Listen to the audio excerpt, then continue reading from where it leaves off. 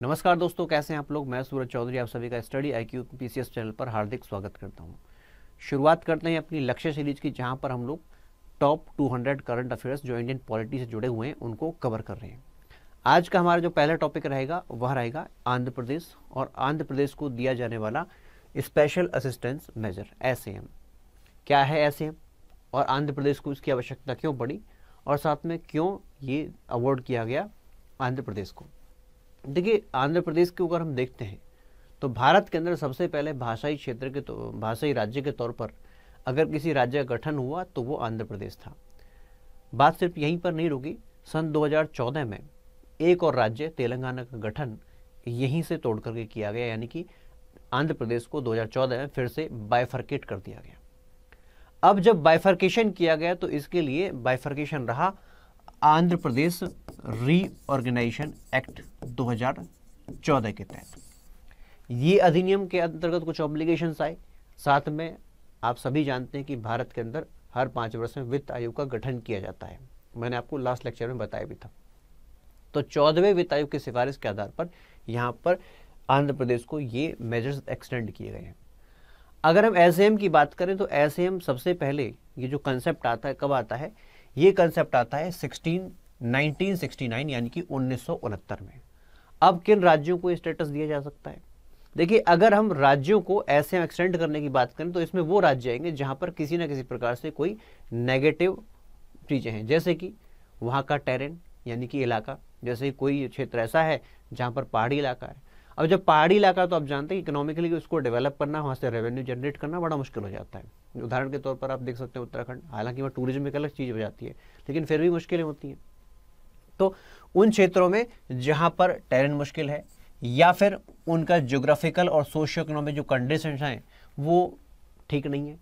इसके साथ साथ कुछ राज्य जहां पर आता है अंतर्राष्ट्रीय बॉर्डर और वो स्ट्रेटेजिकली इंपॉर्टेंट हो जाता है, जैसे कि अगर आप देखें हमारे नॉर्थ ईस्ट के स्टेट्स, जैसे कि अरुणाचल प्रदेश आप देख लीजिए, तो उत्तर पूर्व के जो राज्य है वहां पर स्ट्रेटेजिकली इंटरनेशनल ऑर्डर्स, इसके साथ साथ आर्थिक और ढांचागत तौर पर पिछड़े हुए क्षेत्र, साथ में कुछ ऐसे राज्य जो कि फाइनेंशियली नॉन वायबल है, यानी कि राज्यों का गठन तो हो गया लेकिन इसके बावजूद भी आप कितना ही ताकत लगा लें वहां पर उनको फाइनेंशियली इंडिपेंडेंट नहीं कर सकते। तो अगर ऐसे राज्य हैं तो ऐसे राज्यों को SAM जो है एक्सटेंड किया जा सकता है। अब SAM अगर हम आंध्र प्रदेश की बात करें तो ये आता है 14वें फाइनेंस कमीशन से। अब 14वें फाइनेंस कमीशन की हम बात कर रहे हैं तो यहाँ पर ध्यान रखना कि 14वें फाइनेंस कमीशन ने कहा था कि SAM जो है वो आप सिर्फ नॉर्थ ईस्ट के जो 7 राज्य हैं, इसके साथ साथ 3 पहाड़ी राज्य, इन्हीं तक रखिए, इसके ज़्यादा मत दीजिए। अब 7 राज्य तो पता लग जाएगा कौन से वाले, नॉर्थ ईस्ट के। 3 राज्य कौन से? ये पहाड़ी राज्य हिमाचल प्रदेश, जम्मू एंड कश्मीर और उत्तराखंड। अब बात करते हैं आंध्र प्रदेश की या फिर SAM के अंदर दी जाने वाली सहायताओं की। देखिए, जब जिस राज्य को SAM मिल जाता है तो सबसे पहला इनको फायदा ये मिलता है कि अगर केंद्र सरकार की कोई योजना है, जैसे कि स्वच्छ भारत अभियान रहा या अन्य कोई योजना जो केंद्र सरकार लेकर के आती है, और राज्यों को तो इम्प्लीमेंट करना पड़ता है, तो राज्यों को जब ये योजना इम्प्लीमेंट करनी है तो वहां पर 90% जो खर्चा है वो कौन देता है? केंद्र की सरकार देती है। अब बच गया 10%, तो उसके लिए भी राज्यों को घबराने की आवश्यकता नहीं है। उसके लिए भी केंद्र की सरकार इनको लोन दिया करती है, और लोन जब देती है तो उसके ऊपर सबसे खास बात यह कि 0% रेट ऑफ इंटरेस्ट, यानी कोई ब्याज नहीं देना है। इसके साथ साथ यहाँ पर आगे चलें तो यहाँ पर एक चीज व्यवस्था और होती है। होता क्या है कि सरकार के पास कोई पैसा आया, अगर उन्होंने उससे खर्च नहीं किया तो फंड लैप्स हो जाते हैं। 31 मार्च से पहले पहले अगर आपने उसको खर्च नहीं किया तो वो लैप्स हो जाया करते हैं। लेकिन जिन राज्यों को स्टेटस प्राप्त है वहां पर ये फंड लैप्स नहीं होगा। लैप्स नहीं होने का मतलब अगले साल के लिए इसको एक्सटेंड कर दिया जाएगा, केंद्र के पास ही वापस नहीं जाएगा। इसके साथ साथ इन राज्यों में इन्वेस्टमेंट लाने के लिए कुछ और छूट दी जाती है, जैसे कस्टम ड्यूटी से छूट दी जाएगी, इनकम टैक्स हो गया, इस प्रकार की कुछ अन्य छूट जो है वो यहाँ पर दी जाती है। ये बुक आप देख पा रहे हैं यहाँ पर इंडियन ज्योग्राफी स्टडी IQ के द्वारा लॉन्च की गई है। जो बच्चे UPSC IAS PCS की तैयारी कर रहे हैं उनके लिए बहुत ही हेल्पफुल है। जैसे कि कुछ फीचर तो मैंने लास्ट क्लास में बताए थे। एक और फीचर है, जैसे कि अगर आप कुछ भी पढ़ना चाहते हो, ज्योग्राफी में सबसे इंपॉर्टेंट होता है मैप, और मैप को ड्रॉ करना इस तरीके से ताकि बच्चा समझ सके, वो फीचर आपको यहाँ पर मिल जाएगा। तो अगर आप इसको खरीदना चाहते हैं तो अभी खरीद लीजिए। कहाँ पर जाएंगे आप? फ्लिपकार्ट और अमेजोन पर जाकर के आप इसे ऑर्डर कर सकते हैं। ठीक है भाई। Next, Jammu and Kashmir. Jammu and Kashmir में फिलहाल में ही परिसीमन किया गया, डिलिमिटेशन किया गया। अब जम्मू एंड कश्मीर को हम देखते हैं तो जम्मू एंड कश्मीर की कहानी, इतिहास थोड़ा अलग है। इनको विशेष दर्जा प्राप्त था आर्टिकल 370 के तहत, उस विशेष दर्जे को विड्रॉ किया गया और इसके साथ साथ जम्मू एंड कश्मीर को सन 2019 में दो भागों में डिवाइड कर दिया गया।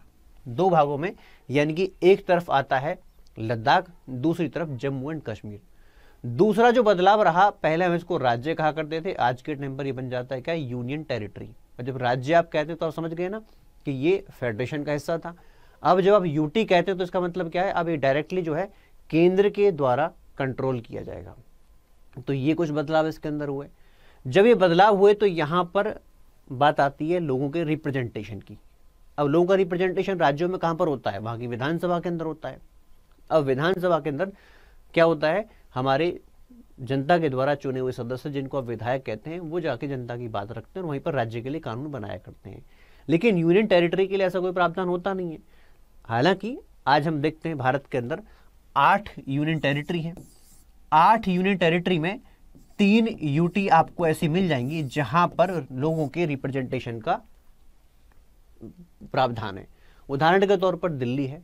भाई दिल्ली के अंदर आप देखेंगे, दिल्ली को अगर आप देखें तो दिल्ली के अंदर अपनी विधानसभा है 70 विधायकों वाली। उसी प्रकार से पुडुचेरी को देखेंगे तो पुडुचेरी के पास अपनी विधानसभा है। इसके साथ साथ तीसरा ऐसा यूटी वो है, बन जाता है हमारा कौन सा, जम्मू एंड कश्मीर। तो जम्मू एंड कश्मीर के अंदर भी लोगों को रिप्रेजेंटेशन देने की सुविधा प्रदान की गई है, लेकिन इसके लिए पहले डिलिमिटेशन करवाया गया है। अब डिलिमिटेशन क्या है, परिसीमन क्या होता है? देखिए होता क्या है, देश के अंदर जो भी चुनाव होते हैं, चाहे वो लोकसभा का चुनाव है या राज्य की विधानसभा का चुनाव है, ये होता है टेरिटोरियल कॉन्स्टिट्यूएंसी के आधार पर। यानी कि हमारे निर्वाचन क्षेत्र की भौगोलिक सीमा तय करने का काम कैसे किया जाता है, परिसीमन के द्वारा, यानी कि डिलिमिटेशन के द्वारा। अब इसका प्रावधान कहां पर है? जब परिसीमन की बात करें तो परिसीमन का जो प्रावधान है वो भारत के संविधान के आर्टिकल 82 में है। क्या कहा गया है यहां पर कहा गया है कि भारत के अंदर संसद कुछ ऐसे प्रावधान करे जिसमें लास्ट सेंसस के आधार पर, जो पिछली जनगणना हुई है उसी के आधार पर भौगोलिक क्षेत्र को बांट दिया जाए, यानी कि टेरिटोरियल कॉन्स्टिट्यूएंसी में पूरे क्षेत्र को बांट दिया जाए। अब ये तो पूरे देश की बात है। अब इसी के आधार पर आप देखें तो आर्टिकल 170 के अंदर राज्यों के अंदर भी टेरिटोरियल कॉन्स्टिट्यूएंसी की बात होती है। यहाँ पर भी आप क्या करना है, क्षेत्र को बांट देना है किसके आधार पर, लास्ट सेंसस के आधार पर। अब भारत के अंदर इसकी शुरुआत, परिसीमन की शुरुआत अगर देखते हैं तो भारत के अंदर परिसीमन की शुरुआत होती है 1952 से, यानी कि पहला डिलिमिटेशन 1952 में होता है। उसके बाद 10 वर्ष के बाद 1963 में, 1972 में और फिर सन 2002 के अंदर डिलिमिटेशन होता है। अब याद रखना, भारत के अंदर जो रिप्रेजेंटेशन है वो है जनसंख्या के आधार पर। किसके आधार पर? जनसंख्या के आधार पर। यानी कि लोकसभा की सीटों का विभाजन हो या फिर हमारे विधानसभा की सीटों का विभाजन, सब जनसंख्या के आधार पर चलता है। लेकिन यहाँ पर मैंने क्या कहा आपसे, मैंने कहा लास्ट सेंसस। तो लास्ट सेंसस तो बहुत अभी के नजदीक का चला गया, लेकिन जो प्रावधान यहाँ पर हम लोग फॉलो करते हैं वो प्रावधान ये कि जब भी सीटों का बंटवारा होगा, वो लोकसभा की सीटें हों या फिर विधानसभा की सीटें हों, राज्यों के बीच विधानसभा की सीटें, वह 1971 की पॉपुलेशन के आधार पर चलता है। और वह जो प्रावधान है सन 2026 तक है। यानी कि लोकसभा के अंदर जो 543 सीटें आप देखते हैं, इसका जो विभाजन आप देखते हैं, ये विभाजन जनसंख्या के आधार पर है, लेकिन 1971 की जनसंख्या के आधार पर है। अब 1971 की जनसंख्या को ही क्यों फिक्स किया गया है? देखिए, जब आप लोकतंत्र में संख्या बल की बात करते हैं तो हर क्षेत्र यही कोशिश करेगा ना कि हमारे यहाँ पर ज्यादा संख्या हो, ज्यादा जनसंख्या हो। तो एक तरफ तो जनसंख्या आपको यहाँ पर इस प्रकार से बढ़ाने की बात हो जाएगी क्योंकि राजनीतिक फायदा उससे मिलेगा, दूसरी तरफ जनसंख्या भारत के लिए एक समस्या है। तो हम लोगों ने क्या किया, 1971 की जनसंख्या को फिक्स कर दिया कि भाई आप 1971 से आगे नहीं जाएंगे, और ये 2026 तक के लिए फिक्स है, यानी कि 2026 तक लोकसभा की सीटों में कोई बदलाव होने वाला नहीं है। उसी प्रकार से विभिन्न राज्य, उत्तर प्रदेश है, हरियाणा है, पंजाब है, यहाँ पर सीटों की हमारे विधानसभा की सीटों की संख्या फिक्स है। अब ये फिक्स है तो कहने का मतलब क्या है, 2026 तक इसको भी नहीं बदलना है। लेकिन जम्मू एंड कश्मीर में कुछ बदलाव हुआ तो बदलाव के साथ साथ यहाँ पर परिसीमन किया गया। अब जब परिसीमन किया गया तो इसके ऊपर कुछ राजनीतिक उठापटक भी रही। आरोप लगा कि भाई आप तो जो है अपने फायदे के लिए, भारतीय जनता पार्टी पर आरोप लगा कि अपने फायदे के लिए आप ये करवा रहे हैं। खैर, राजनीतिक मुद्दे में तो हमको जानना नहीं है, हम लोग संवैधानिक मुद्दे की बात करेंगे और आपके एग्जाम के पॉइंट ऑफ व्यू से जो इंपॉर्टेंट है उसकी चर्चा करेंगे। तो राज्य को अगर हम देखें तो राज्य के अंदर भी अगर आप विभिन्न राज्यों में सीटों का बंटवारा देखते हैं तो वो भी क्या है 2026 तक फिक्स है और 1971 की पॉपुलेशन के आधार पर है। लेकिन एक ही राज्य के अंदर, मान लीजिए हरियाणा की बात करें, तो उसके अंदर कोई रीएडजस्टमेंट आपको करना है तो वो 2001 की जनसंख्या के आधार पर हो सकता है। बात समझ में आती है?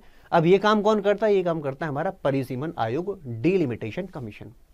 डीलिमिटेशन कमीशन गठन करते हैं भारत के राष्ट्रपति, जहां पर आते हैं 3 सदस्य। ये 3 सदस्य कौन होंगे? यहां पर अगर हम 3 सदस्यों को देखें तो सबसे पहला आता है यहां पर रिटायर्ड सुप्रीम कोर्ट का जज। अब जम्मू एंड कश्मीर के संदर्भ में जो डीलिमिटेशन हुआ तो वहां पर रंजना प्रकाश देसाई, ये सुप्रीम कोर्ट की रिटायर्ड जज हैं, ये इसमें रही। इसके साथ साथ मुख्य चुनाव आयुक्त यानी कि चीफ इलेक्शन कमिश्नर, और अगर चीफ इलेक्शन कमिश्नर नहीं है, अपने रिकमेंडेशन के आधार पर 2 इलेक्शन कमिश्नर और होते हैं हमारे चुनाव आयोग में, तो उन 2 में से किसी और को लेकर के आ सकते हैं, लेकिन इसमें चीफ इलेक्शन कमिश्नर रहे। इसके साथ साथ यहां पर जम्मू एंड कश्मीर यानी कि जिस राज्य के अंदर परिसीमन हो रहा है उस राज्य के चुनाव आयुक्त, तो जम्मू एंड कश्मीर के स्टेट इलेक्शन कमिश्नर, इन 3 को मिलाकर के बना यहां पर परिसीमन आयोग। अब ये परिसीमन आयोग अपना काम करता है और आयोग ने काम करके किस प्रकार से इसका डिवीजन किया, एक बार इसको जरा देख लीजिए। होता क्या है, जम्मू एंड कश्मीर के अंदर पूरा कॉन्स्टिट्यूएंसी को आप देखते हो तो यहाँ पर 83 सीटें हुआ करती थी, 83 सीटें हुआ करती थी। अब यहाँ पर 7 सीटें बढ़ा दी गई हैं, 83 से 90 हो गई हैं। अब जब 90 की गई हैं तो यहाँ पर देखिए, आप पहले मैप को देख लीजिए। जम्मू एंड कश्मीर का जो पूरा क्षेत्र था, यानी कि डिवीजन से पहले, बाइफर्केशन से पहले, यानी कि यूटी बनने से पहले, यहाँ पर 3 डिवीजन हुआ करती थी। 3 विभागों में एक आता था लद्दाख का विभाग, जहाँ पर 2 जिले कारगिल और लेह। उसी प्रकार से जम्मू का डिवीजन, जहां पर 10 जिले, और कश्मीर का डिवीजन, यहां पर भी 10 जिले, कुल मिलाकर 22 जिले हुआ करते थे। अब विभाजन हो गया तो ये तो अलग चले गए, तो कुल मिलाकर कितने बच गए? 20 जिले बच गए। अब यहां पर आप देखेंगे जब 7 सीटें बढ़ाई गई हैं तो 7 सीटों में से 6 सीटें तो जो है जम्मू डिवीजन में बढ़ाई गई हैं और 1 सीट बढ़ाई गई है कश्मीर डिवीजन में। तो कुल मिलाकर के ये 7 सीटें बढ़ गई तो 90 जो है सीटें हो जाती हैं। अब यहाँ पर राजनीतिक उठावट फिर से शुरू हो गई थी।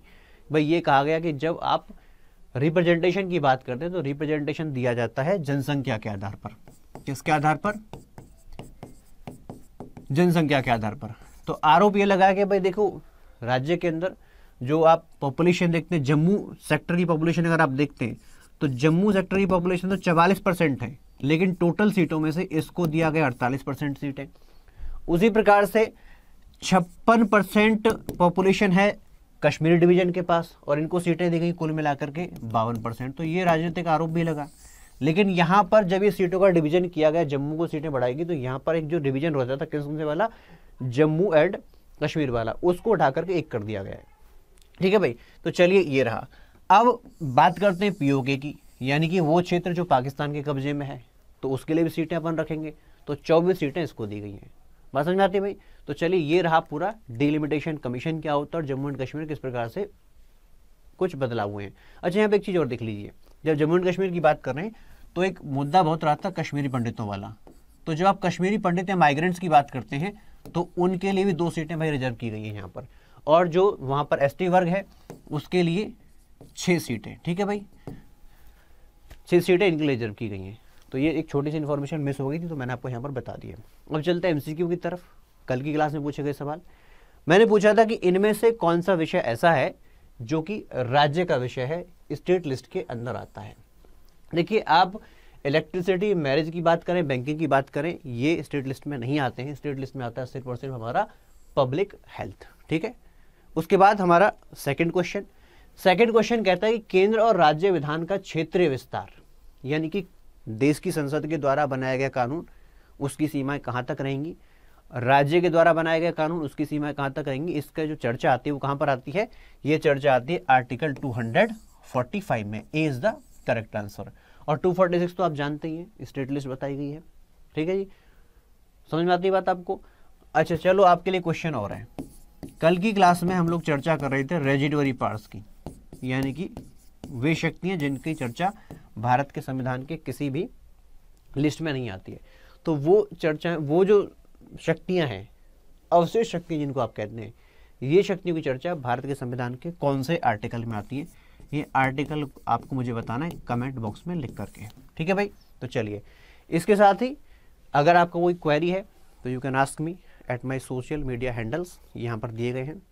तो साथ में अगर ये वीडियो आपको पसंद आया तो लाइक कीजिए, ठीक है भाई, शेयर कर दीजिए और चैनल को सब्सक्राइब करना ना भूलें और अपना फीडबैक आप कमेंट बॉक्स में जरूर लिखिए। Thank you so much, bye, धन्यवाद।